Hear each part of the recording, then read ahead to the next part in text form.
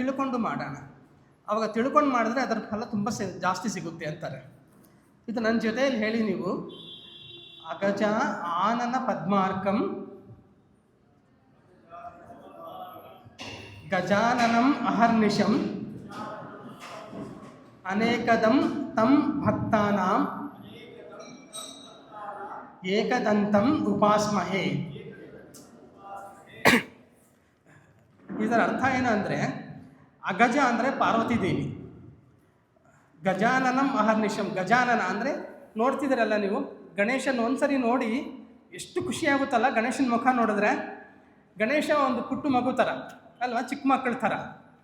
ಕೈಯಲ್ಲಿ ಒಂದು ಸ್ವೀಟ್ ಇರುತ್ತೆ, ಒಂದು ಕಡುಬು ಇರುತ್ತೆ ಅಲ್ವಾ, ಇಷ್ಟು ದಪ್ಪ ಹೊಟ್ಟೆ, ನಿತ್ಯ ನಗ್ತಾ ಇರ್ತಾನೆ, ಚಿಕ್ಕ ಮಕ್ಕಳ ಥರ.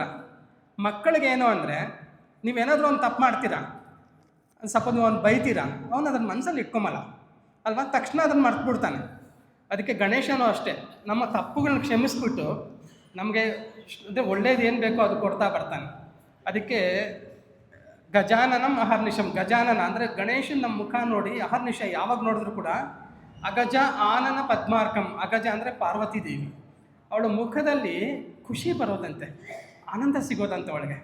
ಯಾಕೆಂದರೆ ಮಕ್ಕಳ ಮುಖ ನೋಡಿದ್ರೆ ಯಾರಿಗಾದ್ರೂ ಆನಂದನೇ ಅಲ್ವಾ. ಅನೇಕದಂ ತಂ ಭಕ್ತಾನಾಂ ಅಂದರೆ ಅವನಿಗೆ, ಅವನ ಭಕ್ತರಿಗೆ ಎಷ್ಟೋ ವರಗಳೆಲ್ಲ ಕೊಡೋನು ಅವನು. ಏಕದಂತಂ ಉಪಾಸ್ಮಹೇ ಅಂದರೆ ಆ ಗಜಾನ, ಆ ಏಕದಂತನ ನಾನು ಉಪಾಸನೆ ಮಾಡ್ತೀನಿ ಅಂದರೆ ನಮಸ್ಕಾರ ಮಾಡ್ತೀನಿ ಅಂತ. ಸೊ ಏನಾದರೂ ಮಾಡೋವಾಗ ಒಂದು ಸ್ವಲ್ಪ ಅರ್ಥ ತಿಳ್ಕೊಂಡು ಮಾಡಿ. ನಾಳೆಯಿಂದ ನಿಮಗೆ ಈ ಶ್ಲೋಕ ಹೇಳೋವಾಗ ಗಣೇಶನ ಮುಖನೂ ಕಾಣಬೇಕು, ಪಾರ್ವತಿ ದೇವಿ ಮುಖನೂ ಕಾಣಬೇಕು ಅಲ್ವಾ, ಆ ಖುಷಿ ಸಿಗ್ಬೇಕು ನಿಮಗೆ. ಅಷ್ಟೇ ಅಲ್ಲದೆ ಗಣೇಶನ ಒಂದು ಸ್ವಲ್ಪ ಅಬ್ಸರ್ವ್ ಮಾಡಿ, ಹೇಗಿರ್ತಾರೆ ಅವರು, ಕುಳ್ಳಕ್ಕಿರ್ತಾರೆ ಅಲ್ವಾ, ಹೊಟ್ಟೆ, ಆ ಹೊಟ್ಟೆ ತುಂಬ ಇದು ತಿಂದು. ಸೊ ಅವ್ರು ಹೇಳೋದೇನು ಅಂದರೆ, ಏನೇ ಕಷ್ಟ ಏನೇ ಇದ್ದರೂ ಕೂಡ ನಗ್ನಗ್ತಾ ಸದಾ ಆನಂದವಾಗಿರಬೇಕು ಅಂತ. ನಮ್ಮ ಜೀವನದಲ್ಲಿ ಆನಂದ ಮಿಸ್ ಆದರೆ ಜೀವನನೇ ವೇಸ್ಟ್ ಅಲ್ವಾ. ಏನಕ್ಕೆ ಹೇಳಿ, ಜೀವನ ನಿತ್ಯ ಆನಂದ ಇಲ್ಲ ಅಂದರೆ, ಸದಾ ಖುಷಿ ಇಲ್ಲ ಅಂದರೆ ಜೀವನದ ಬಗ್ಗೆ ನಮ್ಗೆ ಅದ್ರ ಇದೇ ಇಲ್ಲ ಅಲ್ವಾ, ಪರ್ಪಸ್ಸೇ ಇಲ್ಲ ಅಲ್ವಾ. ಅದಕ್ಕೆ ನಾನು ಇವತ್ತಿನ ಪ್ರವಚನ ಕೊಡಬೇಕು ಅಂತ ಮುಂಚೆ ಸಂಕಷ್ಟ ಅಂದರೆ ಏನು ಅಂತ ಒಂದು ಸ್ವಲ್ಪ ರಿಸರ್ಚ್ ಮಾಡಿದೆ. ಕಷ್ಟ ಅಂದರೆ ನಿಮ್ಗೆ ಗೊತ್ತು, ಸಂಕಷ್ಟ ಅಂದರೆ ಜಾಸ್ತಿ ಕಷ್ಟ ಅಂತ. ಅದಲ್ಲದೆ ಇನ್ನೊಂದು ಅರ್ಥ ಇದೆ ಸಂಕಷ್ಟ ಅನ್ನೋದಕ್ಕೆ. ಸಂಕಷ್ಟ ಅಂದರೆ ಏನಂದರೆ, ನಿಮ್ಮ ಕೈಯಲ್ಲಿ ಇಲ್ಲದೆ, ಅಂದರೆ ಇವಾಗ ಒಂದು ರೋಡಲ್ಲಿ ಎಲ್ಲೋ ಯಾರೋ ಹೋಗ್ತಿರ್ತಾರೆ, ಯಾರೋ ಬಂದು ಆಕ್ಸಿಡೆಂಟ್ ಮಾಡ್ತಾರೆ, ಪಾಪ ಅದರಲ್ಲಿ ಇವ್ರದ್ದೇನೂ ತಪ್ಪಿರಲ್ಲ, ಅದು ಸಂಕಷ್ಟ ಅಂತೀವಿ. ನೀವು ಏನೋ ಒಂದು ನೀವು ಕೆಲವ್ರು ಇದರಲ್ಲಿ ಎಂಪ್ಲಾಯೀಸ್ ಇರ್ತೀರ, ಏನೋ ವರ್ಕ್ ಮಾಡ್ತೀರ, ಏನೋ ಕೆಲಸ ಮಾಡ್ತಿರ್ತೀರ, ನಿಮ್ಮ ಆಫೀಸಲ್ಲಿ ಕೆಲವೊಂದು ಸರಿ ಎಂಥ ತೊಂದರೆ ಬರುತ್ತೆ ಅಂದರೆ ನಿಮ್ದು ಅದರಲ್ಲಿ ಏನೂ ಮಿಸ್ಟೇಕೇ ಇರಲ್ಲ, but still you will be suffering. ಯಾರೋ ಮಾಡಿದ ತಪ್ಪು ತಂದು ನಿಮ್ಮ ಮೇಲೆ ಹಾಕ್ತಾರೆ. ಇದೇ ಅಲ್ವಾ ಸಂಕಷ್ಟ ಅಂದರೆ. ಈ ಥರ ಬೇಕಾದಷ್ಟಿವೆ ಅಲ್ವಾ, ಈ ಥರ ಬೇಕಾದಷ್ಟು ಎಕ್ಸಾಂಪಲ್ಸ್ ನಡೀತಿರುತ್ತೆ. ಅಷ್ಟೇ ಅಲ್ಲದೆ ಕೆಲವೊಂದು ಸರಿ ನೋಡಿ, ಎಲ್ಲೋ ಮನೆ ಕಟ್ಕೊಂಡು ಆರಾಮಾಗಿರ್ತಾರೆ, ಅದು ಸರಿ ಇಲ್ಲ, ರೋಡ್ ವೈಡನಿಂಗ್ ಅಂತ ಏನೇನೋ ಈ ಥರ ಇದು ಮಾಡ್ತಾರೆ, ಅಂದರೆ ನಮ್ಮ ಪ್ರಾಪರ್ಟಿನ ಕಿತ್ಕೊಂಡು ಹೋಗ್ತಾರೆ ಅವರು.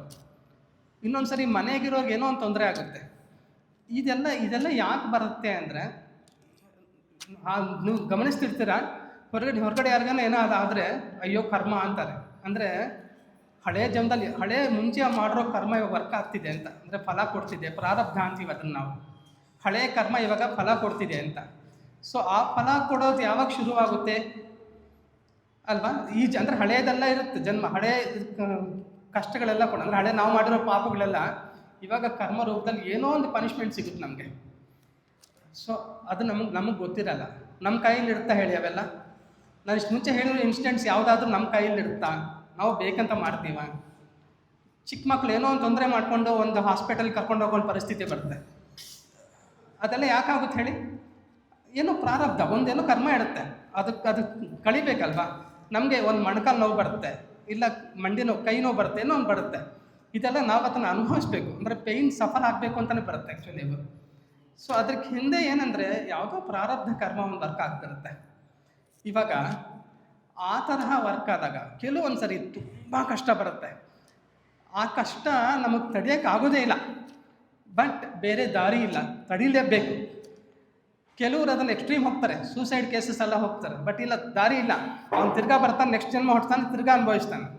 ಸೊ ಎಸ್ಕೇಪ್ ಆಗ್ಲಿಕ್ಕೆ ಚಾನ್ಸ್ ಇಲ್ಲ, ನಿಮ್ಮ ಕರ್ಮಲ್ಲಿ ಎಸ್ಕೇಪ್ ಆಗಲಿಕ್ಕೆ ಚಾನ್ಸ್ ಇಲ್ಲ. So you have to suffer. ಮತ್ತು ಕರ್ಮ ಎಸ್ಕೇಪ್ ಆಗ್ಲಿಕ್ಕೆ ದಾರಿನೇ ಇಲ್ವಾ?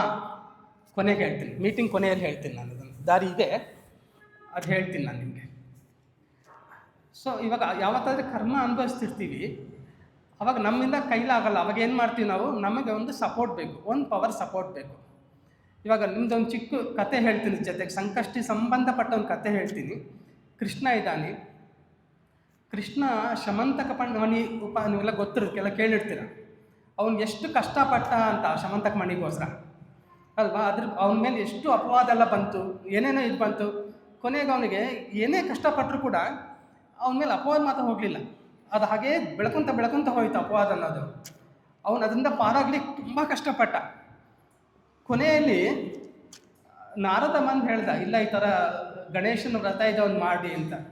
ಅಂದರೆ ಗಣೇಶನ ಪೂಜೆ ಮಾಡಿದ ತಕ್ಷಣ ನಿಮ್ಮ ಕಷ್ಟ ಎಲ್ಲ ಹೊಟ್ಟೋಗುತ್ತಾ ಅಂತ ಕೆಲವು ಕ್ವಶನ್ ಕೇಳೋರು ಇದ್ದಾರೆ. ನಾನು ಹೇಳ್ತೀನಿ ನೋಡಿ, ನಿಮ್ಮ ಹಳೆಯ ಜನ್ಮದಲ್ಲಿ ಎಲ್ಲೋ ಒಂದು ತಪ್ಪು ಮಾಡಿರ್ತೀವಿ. ಅದಕ್ಕೆ ಒಂದು ಮೆಡಿಸಿನ್ ತರಹ ಇದೆ. ನಾವು ಏನು ತಪ್ಪು ಮಾಡಿದ್ವಿ ಅಂತ ನಮ್ಗೆ ಗೊತ್ತಿಲ್ಲ, ನಮ್ಮ ಕೈಲಿಲ್ಲ ಅದು. ಅದಕ್ಕೆ ಇದೊಂದು ಮೆಡಿಸಿನ್ ಇದು. ಸೊ ಒಂದು ಸರಿ ಗಣೇಶನ ಇದು ಮಾಡಿದ್ರೆ, ಇವಾಗ ಎಷ್ಟೋ ಆಯುರ್ವೇದಿಕ್ ಮಾತ್ರೆಗಳು, ಇದಕ್ಕೆ ಮಾತ್ರೆಯ ಜೊತೆಗೆ ಅವ್ರ ಮಂತ್ರನೂ ಕೊಡ್ತಾರೆ. ಯಾಕಂದರೆ ಎರಡೂ ಸೇರಿದ್ರೆ ನಮಗೆ ಗುಣ ಆಗುತ್ತೆ ಅಂತ. ಸೊ ಇದರಲ್ಲಿ ಮಾತ್ರ ಗಣೇಶನ ಯಾಕೆ ನಾವು ಸಂಕಷ್ಟಿ ಬಗ್ಗೆ ನಾನು ಜಾಸ್ತಿ ತೊಗೊಳ್ತಿಲ್ಲ, ಯಾಕಂದ್ರೆ ತೊಗೊಂಡ್ರೆ ಗಂಟೆಗಟ್ಟಲೆ ಆಗ್ಬಿಡುತ್ತೆ, ತೊಗೊಳ್ತಿಲ್ಲ. ಸೊ ಏನಂದರೆ ಒಂದು ಸರಿ ಗಣೇಶನ ಬಗ್ಗೆ ಸ್ವಲ್ಪ ಅರ್ಥ ಮಾಡ್ಕೊಳ್ಳಿ. ಅವನು ಇದು ಮಾಡಿ, ನೀವು ಯಾತಕ್ಕೆ ನೀವು ಆ್ಯಕ್ಚುಲಿ ಇವತ್ತು ಉಪವಾಸ ಮಾಡಿ ಎಲ್ಲ ಮಾಡ್ತಿದ್ದೀರಾ ಗೊತ್ತಾ ನಿಮಗೆ? ಆ ತರಹ ಎಲ್ಲೋ ಒಂದು ಕಷ್ಟ ಇದು ಮಾಡಿರ್ತೀರ, ಅಂದರೆ ಏನೋ ಒಂದು ಪಾಪ ಮಾಡಿರ್ತೀವಿ ನಾವು ಹಳೆ ಇದರಲ್ಲಿ. ಇವಾಗ ಆ ಪಾಪ ಕಳ್ಕೋಬೇಕಾದ್ರೆ ಅದಕ್ಕೆ ಏನು ಮಾಡ್ಬೇಕು ಹೇಳಿ? ನಾಳೆ ಬೆಳಗ್ಗೆ ಅದಕ್ಕೊಂದು ಪನಿಷ್ಮೆಂಟ್ ಇರುತ್ತೆ. ಪನಿಷ್ಮೆಂಟ್ ಬರೋಕ್ಕಿಂತ ಮುಂಚೆನೇ, ಆ ಶಿಕ್ಷೆ ಬರೋಕ್ಕಿಂತ ಮುಂಚೆನೇ ನಾವೇ ಶಿಕ್ಷೆ ಹಾಕ್ಕೊಬೋದು. ಶಿಕ್ಷೆ ಅಂತ ಹೇಳೋದಕ್ಕಿಂತ ಅದನ್ನು ವ್ರತ ಅಂತ ಹೇಳ್ತೀವಿ, ಇಲ್ಲಾಂದರೆ ಉಪವಾಸ ಅಂತ ಹೇಳ್ತೀವಿ, ಇಲ್ಲ ಜಾಗರಣೆ ಅಂತ ಹೇಳ್ತೀವಿ. ಅಂದರೆ ಏನಾದರೂ ಆ್ಯಕ್ಚುಲಿ ಪನಿಷ್ಮೆಂಟ್ ಬರ್ತಾ ಮುಂಚೆ ನಾವೇ ಶಿಕ್ಷೆ ತಗೊಂಡ್ಬಿಡೋದು. ಸೊ ಅವಾಗ ಪನಿಷ್ಮೆಂಟ್ ಎಸ್ಕೇಪ್ ಆಗಿಬಿಡುತ್ತೆ ಅಲ್ವ? ಅದಕ್ಕೋಸ್ಕರ ಮಾಡೋದು ಆ್ಯಕ್ಚುಲಿ. ಸೊ ಆದಷ್ಟು ಈ ಉಪವಾಸ ಜಾಗರಣೆ ಇದೆಲ್ಲ ಮಾಡೋದು ಏನೋ ಪಾಪ ಕರ್ಮ ನಮಗೆ ಬರದೇ ಇರಲಿ ಮುಂಚೆನೇ ನಾವು ಅದಕ್ಕೆ ರೆಡಿಯಾಗಿ ಇದು ಮಾಡೋದು. ಅದಕ್ಕೆ ಗಣೇಶ ನಮ್ಗೆ ಅದಕ್ಕೆ ಎಷ್ಟು ಅವಕಾಶ ಮಾಡಿಕೊಡ್ತೀನಲ್ವ? ಅದಕ್ಕೆ ನಾವು ಸಂಕಷ್ಟ ಹರ ಚತುರ್ಥಿ ಅಂತೀವಿ ಇದನ್ನು. ಮತ್ತು ಆ ಕಷ್ಟ ಹೇಗೆ ನಾವು ತಪ್ಪಿಸ್ಕೊಡೋದು? ಸೊ ಇಷ್ಟಾದಮೇಲೆ ಒಂದು ಕಷ್ಟ ಬರುತ್ತೆ. ಇವಾಗ ಆ ಕಷ್ಟ ನಾವು ತೀರಿಸ್ಕೊಬೇಕು ಏನು ಮಾಡ್ತೀವಿ? ಕಷ್ಟ ಒಂದು ಅನುಭವಿಸ್ಬೇಕು, ಇಲ್ಲ ಕಷ್ಟನ ಪಾರು ಮಾಡೋಕ್ಕೆ ದಾರಿ ಇದೆ. ಪಾರು ಮಾಡೋಕ್ಕೆ ದಾರಿ ಖಂಡಿತ ಇದೆ, ಆದರೆ ಅದು ತುಂಬ ಕಷ್ಟಪಡಬೇಕಾಗುತ್ತೆ ಆ ದಾರಿಯನ್ನು. ಇದಕ್ಕೆ ಮುಂಚೆ ಇಲ್ಲಿ ಕೆಲವ್ರ ಹತ್ರ ಮಾತಾಡುವಾಗ ಅದೇ ಹೇಳ್ತಿದ್ದೆ, ಅದನ್ನೇ ಜ್ಞಾನ ಮಾರ್ಗ ಅಂತೀವಿ ನಾವು. ಶಂಕರಾಚಾರ್ಯರು ನಮಗೆ ಕೊಟ್ಟಿರೋದು ಅದೇ ಜ್ಞಾನ ಮಾರ್ಗನೇ. ಸರಸ್ವತಿ ದೇವಿ ಅಂತೀರಿ, ಶಾರದಾಂಬ ಅಂತೀರಿ. ಏನು ಇದಕ್ಕೆ ವ್ಯತ್ಯಾಸ ಅಂದರೆ, ಲೌಕಿಕವಾದ ವಿಚಾರ ನಮ್ಗೆ ಬೇಕಾದಾಗ ಸರಸ್ವತಿ ದೇವಿ ಅಂತಂದರೆ ನಮಗೊಂದು ವಿದ್ಯೆ ಬೇಕು, ಇಲ್ಲ ಮಕ್ಕಳು ಚೆನ್ನಾಗಿರಬೇಕು, ಇದಕ್ಕೆಲ್ಲ ಸರಸ್ವತಿ ದೇವಿ ಅಂತೀವಿ. ಯಾವತ್ತಾದರೆ ಆಧ್ಯಾತ್ಮಿಕ ಕಳಗಡೆ ಬೇಕು ಅಂದರೆ ಅದನ್ನು ಶಾರದಾಂಬ ಅಂತೀವಿ ನಾವು. ಶಂಕರಾಚಾರ್ಯರು ಇದು ಮಾಡಿದ್ದು ಶಾರದಾಂಬೆ. ಮತ್ತು ಆ ನಾಲೆಡ್ಜ್ ಅಂದರೆ ಆ ಜ್ಞಾನ ಅಂತೀವಿ, ಅದನ್ನು ಆ ಜ್ಞಾನ ಪಡ್ಕೊಂಡ್ರೆ ನೀವು ಕರ್ಮನ ಎಸ್ಕೇಪ್ ಆಗಬಹುದು. ನಾನು ನಿಮ್ಗೆ ಇವತ್ತೇ ಮಾಹಿತಿ ಕೊಟ್ಟಿದ್ದೀನಿ ನೋಡಿ, ಯಾರು ಹೇಳಿಲ್ಲ ಅಂತ ಹೇಳಬೇಡಿ. ನಿಮ್ಮ ಜ್ಞಾನ ಪಡ್ಕೊಂಡ್ರೆ ನೀವು ಕರ್ಮನ ಎಸ್ಕೇಪ್ ಆಗಬಹುದು, ಅಂದರೆ ಮುಂದಿನ ಜನ್ಮ ಇಲ್ಲದೆ ಮಾಡ್ಕೋಬೋದು. ದಾರಿ ಆದರೆ ಖಂಡಿತ ಇದೆ. ಆದರೆ ಪ್ರತಿಯೊಬ್ಬರಿಗೆ ಹೇಳೋದ್ರೆ ಸ್ವಲ್ಪ ಇಂಟ್ರೆಸ್ಟ್ ನೋಡಿಸಿ. ಈ ಜ್ಞಾನ ಮಾರ್ಗ ಬರಬೇಕು ಅಂದರೆ ನಮ್ಮಲ್ಲಿ ಪ್ರಸ್ಥಾನ ತ್ರಯ ಅಂತೀವಿ, ಉಪನಿಷತ್ ಶ್ರವಣ ಅಂತೀವಿ, ಅಂದರೆ ಉಪನಿಷತ್ ಕೇಳಿ ಅಂತೀವಿ. ಉಪನಿಷತ್ತು ವೇದದಲ್ಲಿ ಒಂದು ಭಾಗನೇ, ಉಪನಿಷತ್ ಬೇರೆ ಅಲ್ಲ, ವೇದ ಅಂತ ಅಂತೀವಿ. ಅಂದರೆ ವೇದದಲ್ಲಿ ಹೈಯೆಸ್ಟ್ ಇದು. ಉಪನಿಷತ್ ಶ್ರವಣ ಮಾಡಿ, ಬ್ರಹ್ಮಸೂತ್ರ ಮನನ ಮಾಡಿ. ಇದಕ್ಕೆ ನಿಮ್ಗೊಂದು ಗುರುಗಳು ಬೇಕಾಗುತ್ತೆ, ಹಾಗೆ ಅರ್ಥ ಆಗಲ್ಲ ನಮಗೆ. ನೀವು ಪ್ರಯತ್ನ ಮಾಡಿ, ಗುರುಗಳು ಬರ್ತಾರೆ. ಗುರುಗಳ ಬಗ್ಗೆ ಚಿಂತೆ ಇಟ್ಕೋಬೇಡಿ, ಅವರೇ ಬರ್ತಾರೆ. ಗುರುಗಳು ಬರೋದು ಅವ್ರ ಡ್ಯೂಟಿ, ನಮ್ಮ ಡ್ಯೂಟಿ ಅಲ್ಲ. ಭಗವದ್ಗೀತಾ ನಿಧಿಧ್ಯಾಸನೆ ಅಂತಾರೆ. ಅಂದರೆ ಒಂದು ಸರಿ ನೀವು ಭಗವದ್ಗೀತಾನ ರೆಫರೆನ್ಸ್ ಬುಕ್ ಥರ ಅದು, ಆ ಜ್ಞಾನ ಬೇಕಾದ್ರೆ. ಆದರೆ ಯಾರಿಗಾದರೂ ಜ್ಞಾನ ನನಗೆ ಬೇಕು ಅಂದರೆ, ನನಗೆ ಈ ಉಪನಿಷತ್ತು, ಬ್ರಹ್ಮಸೂತ್ರ, ಭಗವದ್ಗೀತೆ ಇದೆಲ್ಲ ಬೇಕು ಪ್ರಾಪರ್ಲಿ ಅಂದರೆ ಬನ್ನಿ, ನಾವೆಲ್ಲ ಇದ್ದೀವಿ ಅದಕ್ಕೆ ಹೇಳ್ಕೊಡ್ಲಿಕ್ಕೆ. ಬಟ್ ನಿಮ್ಮ ಇಂಟ್ರೆಸ್ಟ್ ಇರಬೇಕಷ್ಟೇ. ನಾನು ಅದೇ ಹೇಳ್ತಿರ್ತೀನಿ ನಮ್ಮ ಶಿಷ್ಯರಿಗೆ, ಬೆಳಗ್ಗೆ 3 ಗಂಟೆಗೆ ಎದ್ದು ಬಂದು ಕುತ್ಕೊಳ್ಳಿ, ಸ್ನಾನ ಮಾಡಿ, ನಾನು ಹೇಳ್ಕೊಡ್ತೀನಿ ನಿಮಗೆ ಅಂತ. ಯಾಕಂದರೆ ಆ ಕಷ್ಟಪಟ್ಟರೇ ನಮ್ಗೆ ಅದು ಅರ್ಥ ಆಗೋದು. ನಿಮ್ಮ ಜೀವನದಲ್ಲಿ ಕರ್ಮ ಕಟ್ಕೊಂಡು ಏನೇನೋ ಕಷ್ಟಪಡ್ತೀರ, ಅದ್ರ ಬದಲು ಜ್ಞಾನಕ್ಕೋಸ್ಕರ ಒಂದು ಸ್ವಲ್ಪ ಕಷ್ಟಪಡಿ. ದೇವ್ರು ನಿಮಗೆ ದಾರಿ ನೋಡಿಸಿ ರೆಡಿಯಾಗಿ ಇಟ್ಟಿಯನ್ನಲ್ವ. ಜ್ಞಾನ ಮಾರ್ಗ ರೆಡಿ ಇದೆ ಅಲ್ವಾ. ಕರ್ಮ ಮಾರ್ಗ ಅನುಭವಿಸ್ಬೇಕು, ಏನು ಬಂದರೆ ಅದು ಅನುಭವಿಸೋಣ. ಕರ್ಮ ಏನಂದರೆ ಒಳ್ಳೆಯದಕ್ಕೆ ಒಳ್ಳೆ ಕರ್ಮ, ಕೆಟ್ಟ ಕೆಲಸಕ್ಕೆ ಕೆಟ್ಟ ಕರ್ಮ ಅಂತೀವಿ. ಅಂದರೆ ನಿಮಗೆ ಒಂದು ಒಳ್ಳೆ ಪ್ರಾಪರ್ಟಿ ಬಂದಿದೆ, ಇಲ್ಲಾಂದರೆ ಬೇಕಾದಷ್ಟು ಒಳ್ಳೆ ದೇಹದಾರುಢ್ಯ ಶರೀರ ಇದೆ, ಇದೆಲ್ಲದಕ್ಕೂ ನೀವೇನೋ ಮಾಡಿಕೊಂಡಿರೋ ಒಂದು ಪುಣ್ಯದ ಕಾರಣ ಅಲ್ವಾ. ಅದೇ ಥರ ಪಾಪಕ್ಕೆ ಕಷ್ಟ ಬರುತ್ತೆ, ಎರಡಕ್ಕೂ ಬಂದೇ ಬರುತ್ತೆ. ಆದರೆ ಈ ಉಪವಾಸ, ಸಂಕಷ್ಟಾರ್ಜಿತ ಉಪವಾಸ ಇವೆಲ್ಲ ಮಾಡಿದ್ರೆ ನಿಮಗೆ ಆ ಪಾಪಗಳನ್ನು ಎಸ್ಕೇಪ್ ಆಗ್ಬೋದು. ಅಂದರೆ ಮುಂಚೆನೇ ಇದು ಪಡೆಯೋದು ಅದ್ರ ಬಗ್ಗೆ. ಅಷ್ಟೇ ಅಲ್ಲದೆ ಗಣೇಶನ ಬಗ್ಗೆ ಎಷ್ಟೋ ಕಥೆಗಳು ನಾವು ಕೇಳ್ತಿರ್ತೀವಿ. ಆದರೆ ಒಂದು ಸರಿ ಕತೆ ಕೇಳೋಕ್ಕೆ ಮುಂಚೆ ಒಂದು ಸರಿ ಆಲೋಚನೆ ಮಾಡಿ ಯಾತಕ್ಕೆ ಈ ಕತೆ ಹೇಳ್ತಿದ್ದಾರೆ ಅಂತ ಅಲ್ವಾ. ಅವನು ಇಷ್ಟು ದಪ್ಪ ಇರ್ತಾನೆ, ಕುಳ್ಳಕ್ಕೆ ಇರ್ತಾನೆ, ಇದೆಲ್ಲ ಯಾಕೆ ನಮಗೆ ಅಂದರೆ ಮಕ್ಕಳನ್ನು ನೋಡಿ ಗಣೇಶನ ನೋಡಿದ ತಕ್ಷಣ ಅವ್ರಿಗೆ ಇಂಟ್ರೆಸ್ಟ್ ಬಂದ್ಬಿಡುತ್ತೆ. ಅರೆ ಏನೋ ಒಂದು ಸ್ವಲ್ಪ ಹನುಮಾನ್ ನೋಡಿದ ತಕ್ಷಣ ಒಂದು ಇಂಟ್ರೆಸ್ಟ್ ಬರುತ್ತೆ ಅಲ್ವಾ. ಅಂದರೆ ಆ ಇಂಟ್ರೆಸ್ಟು ನಾವು ಯಾಕೆ ಕಳ್ಕೊಂಡ್ವಿ ಅಂತ ನಮಗೂ ಅದೇ ಇಂಟ್ರೆಸ್ಟ್ ಬರುತ್ತೆ. ಗಣೇಶನ ನೋಡಿದ ತಕ್ಷಣ ಆ ಒಂದು ಭಾವನೆ ಬರಬೇಕು, ಆ ಆನಂದ ಬರಬೇಕು, ಆ ಖುಷಿ ಬರಬೇಕು. ನೋಡಿ ಇದ್ರ ಇಟ್ಕೊಂಡು ನಿಮ್ಗೊಂದು ಚಿಕ್ಕ ಟ್ರಿಕ್ ಹೇಳ್ಕೊಡ್ತೀನಿ ನೋಡಿ. ನಿಮ್ಮಲ್ಲಿ ಕೆಲವರು ಇಲ್ಲಿ ಸಾಫ್ಟ್ವೇರ್ ಅವರು ಇರಬಹುದು. ನಮಗೆ ದೇವರಿಗೆ ಒಂದು ವರ ಕೊಟ್ಟಿದ್ದಾನೆ, ಅಂದರೆ ನಮ್ಗೆ ಸ್ವಲ್ಪ ಕೆಲವು ಬೆನಿಫಿಟ್ಸ್ ಕೊಟ್ಟಿದ್ದಾನೆ. ನೀವು ಅದನ್ನು ನಾವು ತಿಳ್ಕೊಂಡ್ರೆ ಗುಡ್. ಒಂದು, ದೇವ್ರು ನಮ್ಗೆ ಹಾರ್ಡ್ವೇರ್ ಅನ್ನು ಕೊಟ್ಟಿಯಾನೆ, ಸಾಫ್ಟ್ವೇರ್ ಅನ್ನು ಕೊಟ್ಟಿಯಾನೆ ಅಲ್ವಾ. ಈ ಬಾಡಿ ಹಾರ್ಡ್ವೇರ್, ಮೈಂಡ್ ಸಾಫ್ಟ್ವೇರ್, ಸರಿನಾ. ಒಂದು ಸ್ವಲ್ಪ ದಿನ ಆದಮೇಲೆ ಈ ಹಾರ್ಡ್ವೇರ್ ಕಾಂಪೊನೆಂಟ್ ಹೊರಟೋಗುತ್ತೆ, ಸಾಫ್ಟ್ವೇರ್ ಕಂಟಿನ್ಯೂ ಆಗುತ್ತೆ. ಅಂದರೆ ಮನಸ್ಸೇ ತಿರ್ಗಾ ಜನ್ಮಗಳು ತಗೊಂಡು ಬರ್ತಿರುತ್ತೆ. ಆದರೆ ಮತ್ತೆ ಮನುಷ್ಯ ಜನ್ಮ ಬರೋದು ಅನ್ನೋದು ದುರ್ಲಭ ಅಂತ ಹೇಳ್ತಾರೆ, ಅಂದರೆ ತುಂಬ ಕಷ್ಟ. ಸೊ ಇವಾಗ ಸಿಕ್ಕಿರೋದನ್ನು ಕಂಪ್ಲೀಟ್ ಯೂಸ್ ಮಾಡಿಕೊಡಿ. ಏನಾದರೂ ನಿಮ್ಮ ಪ್ಲಸ್ ಎಷ್ಟು ನೀವು ಖುಷಿ ಹ್ಯಾಪಿಯಾಗಿದ್ದರೆ, ಮನಸ್ಸಿದೆ ಅಲ್ವಾ, ಸಾಫ್ಟ್ವೇರ್ ಇದೆ ಅಲ್ವಾ, ಅದು ಹೇಗೆ ಅಂದರೆ ನೀವು ಅದಕ್ಕೆ ಏನು ಇನ್ಪುಟ್ ಕೊಟ್ಟರೆ ಅದೇ ಔಟ್ಪುಟ್ ಕೊಡುತ್ತೆ. ಅಂದರೆ ನೀವು ಒಂದು 2 days ನಾನು ಇವತ್ತು ದುಃಖನೇ ಪಡೋಲ್ಲ, ಅಂದರೆ ಏನು ಕೆಟ್ಟ ಚಿಂತನೆ ಮಾಡಲ್ಲ, ಒಳ್ಳೆ ಚಿಂತನೆ ಮಾಡ್ತೀನಿ ಅಂತ ಡಿಸೈಡ್ ಆಗ್ಬಿಡಿ. ಒಂದು 2 days ಮಾಡಿ, 3ನೇ ದಿನ ಆಟೋಮೆಟಿಕ್ಕಾಗಿ ಮೈಂಡ್ ಪಾಸಿಟಿವ್ ಆಗಿ ಥಿಂಕ್ ಮಾಡುತ್ತೆ. ಒಂದು ಸರಿ ಥಿಂಕ್ ಮಾಡಿ, ನಾವು ಯಾಕೆ ಪಾಸಿಟಿವ್ ಆಗಿ ಥಿಂಕ್ ಮಾಡಬಾರ್ದು, ನೆಗೆಟಿವ್ ಆಗಿ ಯಾಕೆ ಥಿಂಕ್ ಮಾಡ್ತೀವಿ? ನೆಗೆಟಿವ್ ಆಗೇ ಪ್ರತಿಯೊಬ್ಬರು ಥಿಂಕ್ ಮಾಡ್ತೀವಿ, ಪ್ರತಿಯೊಬ್ಬರ ಆಲೋಚನೆ ನೆಗೆಟಿವ್ ಆಗೇ ಇರುತ್ತೆ. ಯಾಕೆ ಅಂದರೆ ನಾವು ಹುಟ್ಟಿರೋದು ರಜೋಗುಣ ಪ್ರಯುಕ್ತ ಅಂತಾರೆ. ಅಂದರೆ ಕೋಪ, ದುಃಖ, ಇದೆಲ್ಲ ಇದ್ರ ಬಗ್ಗೆ ನಾವು ಹುಟ್ಟಿರೋದು. ಸೊ ನೆಗೆಟಿವ್ ಆಗಿ ಮೈಂಡ್ ಅಂದರೆ ನೆಗೆಟಿವ್ ಥಿಂಕ್ ಮಾಡುತ್ತೆ. ಒಂದು ಬಾಲ್ ಕೆಳಗಡೆ ಬಿದ್ದೋಗುತ್ತೆ ಅಲ್ವಾ, ಕೆಳಗಡೆ ಹಾಕ್ಲಿಕ್ಕೆ ನಿಮ್ಗೇನೋ ಶಕ್ತಿ ಬೇಕು, ಅದಕ್ಕೆ ಏನು ಬೇಡ, ಬಿಸಾಕಿ ಹೊರಟೋಗುತ್ತೆ. ಅದೇ ತಗೋಬೇಕು ಅಂದರೆ ಶಕ್ತಿ ಬೇಕು. ಸೊ ನೀವು ಏನಾದರೂ ಒಂದು ಇವತ್ತು ಉಪವಾಸ ಮಾಡಿದ್ರೆ, ಉಪವಾಸ ಮಾಡೋಕ್ಕೆ ಸ್ವಲ್ಪ ಶಕ್ತಿ ಬೇಕು, ಸಂಕಲ್ಪ ಬೇಕು. 3-4 ಸರಿ ತಿನ್ನೋದಕ್ಕೆ ಏನು ಸಂಕಲ್ಪ ಬೇಕು? ಅಲ್ಲಿ ಆಹಾರ ಇದ್ದರೆ ಸಾಕಲ್ಲ, ತಿನ್ಬೋದು ಅಷ್ಟೇ ಅಲ್ವಾ. ಅದೊಂದು ಸ್ವಲ್ಪ ಡಿಫ್ರೆನ್ಸ್ ಇದು ಮಾಡಿಕೊಡಿ. ಒಂದೊಂದು ಬಗ್ಗೆ ಒಂದೊಂದು ಸ್ಟೆಪ್ಪೇ ತಗೊಂಡು ವರ್ಕೌಟ್ ಮಾಡ್ತಾ ಹೋಗಿ. ಅಷ್ಟೇ ಅಲ್ಲದೆ ಸಂಕಷ್ಟಹರ ಚತುರ್ಥಿ ಮಾಡೋದು ಎಷ್ಟೋ ಪುಣ್ಯ ಅಂತ ಶಾಸ್ತ್ರಗಳಲ್ಲಿ ಕೂಡ ಇದೆ. ಏಕಾದಶಿ ಉಪವಾಸ ಮಾಡೋರು ಅದರಿಂದ ಕ್ಲಬ್ ಮಾಡ್ಕೊಂಬಕ್ಕೆ ಹೋಗಬೇಡಿ, ಸಪ್ರೇಟಾಗಿ ಮಾಡ್ಕೊಳ್ಳಿ. ಸಂಕಷ್ಟಿ ಒಂದು ಸರಿ ಮಾಡಿದ್ರೆ, ಅಂದರೆ ಒಂದು ದಿನ ಸಂಕಷ್ಟ ವ್ರತ ಮಾಡಿದ್ರೆ ನಮ್ಮಲ್ಲಿ ಎಷ್ಟೋ ಪಾಪಗಳೆಲ್ಲ ಕೂಡ ಎಷ್ಟು ಹೋಗುತ್ತೆ ಅಂದರೆ ಸುಮಾರು 3-4 ವರ್ಷ ಮಾಡಿರೋ ಪಾಪಗಳು ಹೊಟ್ಟೋಗುತ್ತೆ ಅಂತ ಶಾಸ್ತ್ರ ಹೇಳುತ್ತೆ ಒಂದು ಸಂಕಷ್ಟ ವ್ರತಕ್ಕೆ. ಇನ್ನು ರೆಗ್ಯುಲರಾಗಿ ಮಾಡೋರಿಗೆ ಫಲ ಖಂಡಿತ ಇರುತ್ತೆ, ನಂಬಿ ಫಲ ಖಂಡಿತ ಇರುತ್ತೆ. ದೇವ್ರು ಎಲ್ಲಿರ್ತಾನೆ? ಇದೇ ಕ್ವಶನ್ ಕೇಳಿ. ದೇವ್ರು ಇರ್ಕಂತ ನಮ್ಗೆ ಫಲ ಕೊಡೋದು ದೇವರು ಅನ್ಕೊಂಬೋಣ, ಹೋಗಲಿ ಅದ್ವೈತ ಅದಲ್ಲ, ಆಮೇಲೆ ಫಸ್ಟ್ ನಮ್ಗೆ ಫಲ ಕೊಡೋನು ದೇವರು ಅನ್ಕೊಂಬೋಣ. ದೇವ್ರು ಎಲ್ಲಿರ್ತಾನೆ? ದೇವರು ತುಂಬ ಹತ್ತಿರದಲ್ಲೇ ಇರ್ತಾನಲ್ವ, ನಮ್ಮಲ್ಲೇ ಇರ್ತಾನೆ, ನಿಮ್ಮಲ್ಲೂ ಇರ್ತಾನೆ. ನಾನು ಸಭೆ ಸ್ಟಾರ್ಟ್ ಮಾಡೋಕ್ಕೆ ಮುಂಚೆ ಒಂದು ಮಾತು ಹೇಳಿದ್ವಿ, ಪರಮೇಶ್ವರ ಸ್ವರೂಪವಾದ ಸಭೆಗೆ ನಮಸ್ಕಾರ ಅಂತ. ನಿಮ್ಮೆಲ್ಲರಲ್ಲಿ ಅವನು ಇರ್ತಾನಲ್ವ. ಮತ್ತು ಅವನ್ನೆಲ್ಲ ಕಡೆ ಕಂಡ್ಮೇಲೆ ನಮಗೆ ಡೌಟ್ ಏನಿದೆ? ನಾನು ನೀವು ಅಂತ ಒಂದು ಬೇರೆ ಭೇದ ಭಾವ ಬಿಟ್ಟರೆ ಎಲ್ಲ ಒಂದೇ, ಎಲ್ಲ ಅವನೇ ಅಂತ ಒಂದು ಭಾವನೆ ಇಟ್ಕೊಂಡ್ರೆ ನಿತ್ಯ ತೃಪ್ತಿ, ನಿತ್ಯ ಆನಂದವಾಗಿರ್ಬೋದು ನಾವು ಅಲ್ವಾ. ಆ ಡಿಫ್ರೆನ್ಸಸ್ ಬಿಡಿ, ನಾನು ಅವರು ಭೇದ ಬಿಡಿ, ಸಪ್ರೇಷನ್ ಬಿಡಿ, ಏನಕ್ಕೂ ಸಪ್ರೇಷನೇ ಇಲ್ಲ ಇಲ್ಲಿ. ಮನುಷ್ಯ, ಜಂತು, ವಸ್ತು, ಪ್ರತಿಯೊಂದು ದೇವರೇ ಅವನೇ. ಸೊ ಅದನ್ನು ಒಂದು ಮನಸ್ಸಿಗೆ ಇಟ್ಕೊಳ್ಳಿ.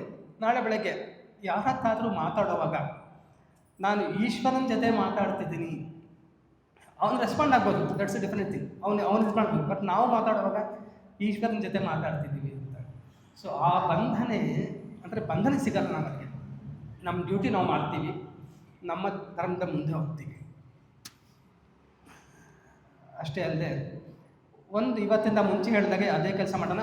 ಏನಾದರೂ ಮಾಡಿದ್ರು ಅರ್ಥ ಮಾಡಿಕೊಂಡು ಮುಂದೆ ಹೋಗೋಣ. ಪ್ರತಿಯೊಂದು ಒಂದು ಮಂತ್ರ ಕೇಳ್ತೀವಿ, ಅದನ್ನು ಅರ್ಥ ಮಾಡ್ಕೊಳ್ಳಿ. ವೇದ ಮಂತ್ರ ಅಷ್ಟು ಬೇಗ ಅರ್ಥ ಆಗಲ್ಲ ಅಲ್ವಾ? ಕೇಳಿ, ಜನಗಳನ್ನ ಕೇಳಿ, ಬಿಡಬೇಡಿ, ತಿಳ್ಕೊಂಡು ಮಾಡಿ. ಏನೇ ಮಾಡಿದ್ರು ಕೂಡ, ಯಾಕಂದರೆ ನೀವೊಂದು ಜಪ ಮಾಡೋದಕ್ಕೂ ನಾಮ ತಿಳ್ಕೊಂಡು ಮಾಡೋದಕ್ಕೂ ತುಂಬ ವ್ಯತ್ಯಾಸ ಇದೆ. ತಿಳ್ಕೊಂಡು ಮಾಡಿದ್ರೆ ಅದರ ಫಲ ಕಂಪ್ಲೀಟಾಗಿ ಸಿಗುತ್ತೆ, ನಿಮಗೆ ಪೂರ್ತಿ ಸಿಗುತ್ತೆ. ಸೊ ಒಂದು ಸರಿ ತಿಳ್ಕೊಂಡು ಮಾಡೋಣ. ನಾವೇನು ಏನು ಮಾಡಿದ್ರು ಕೂಡ ಇದೊಂದು ಮಾತ್ರ ನನ್ನ ರಿಕ್ವೆಸ್ಟು, ಪೂರ್ತಿ ತಿಳ್ಕೊಂಡು ಮಾಡೋಣ. ನೆಕ್ಸ್ಟ್ ಪಾಪಗಳನ್ನು ಕಡಿಮೆ ಮಾಡ್ಕೊಂಬೋಣ. ಆದಷ್ಟು ಕಡಿಮೆ ಮಾಡ್ಕೊಳ್ಳಿ ಪಾಪಗಳನ್ನು.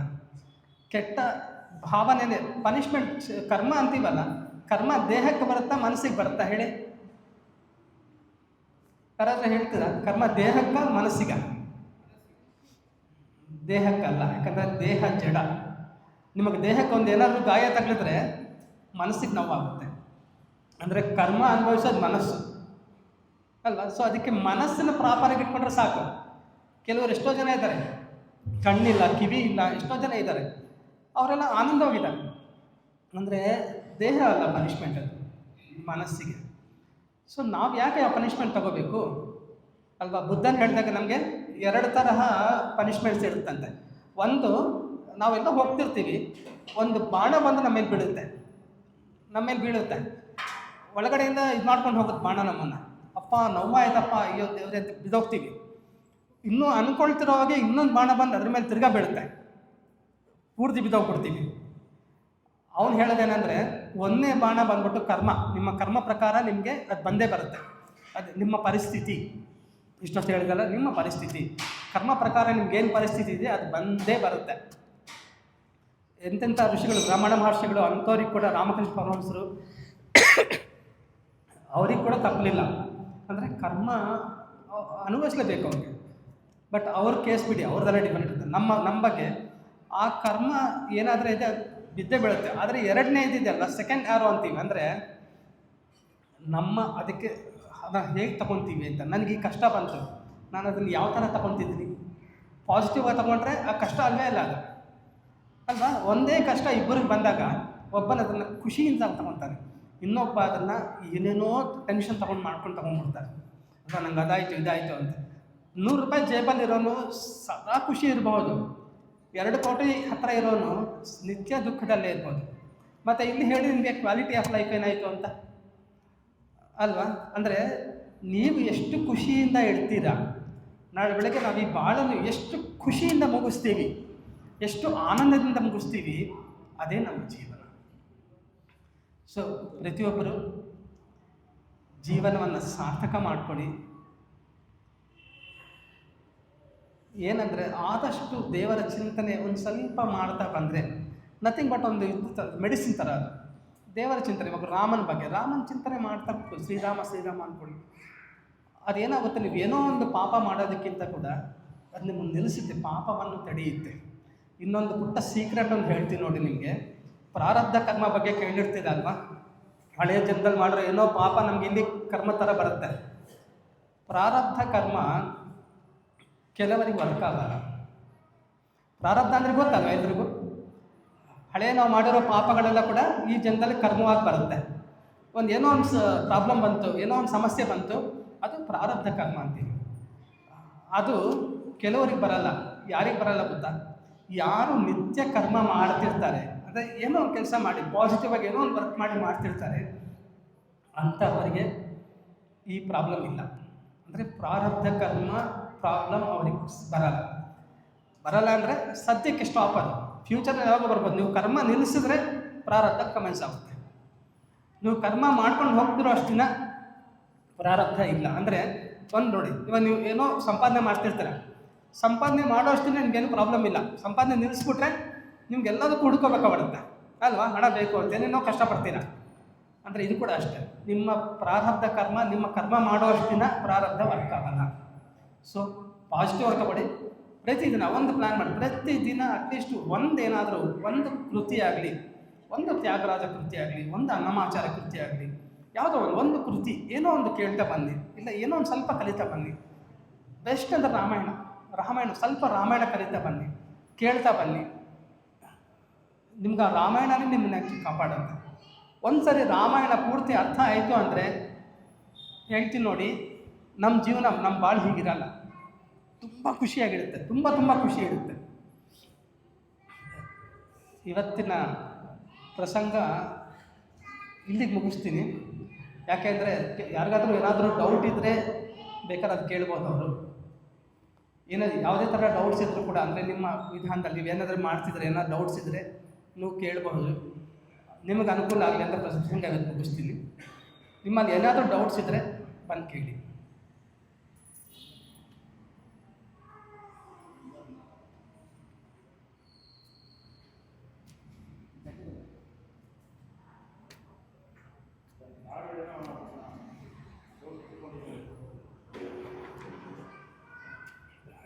ಯಾರಿಗೇನು ಡೌಟ್ಸ್ ಇಲ್ಲ ಹಾಗಾದ್ರೆ? ಏನೇ ಡೌಟ್ ಇದ್ದರೂ ಕೇಳ್ಬೋದು. ಏನೇ ಡೌಟ್ ಇದ್ರು, ಎಂಥ ಚಿಕ್ಕ ಡೌಟ್ ಇದ್ದರೂ ಕೇಳ್ಬೋದು.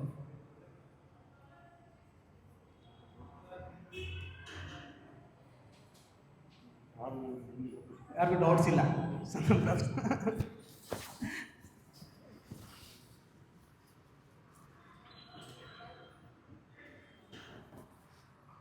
ವಕ್ರತುಂಡ ಮಹಾಕಾಯ ಕೋಟಿ ಸೂರ್ಯ ಸಮಪ್ರಭ ನಿರ್ವಿಘ್ನಂ ಕುರುವೇ ದೈವ ಸರ್ವಕಾರ್ಯೇಷು ಸರ್ವದಾ. ಎಲ್ಲರಿಗೂ ಗಣೇಶ ಒಳ್ಳೇದು ಮಾಡಲಿ, ಅವರ ಬಯಕೆಗಳೆಲ್ಲ ತೀರಲಿ,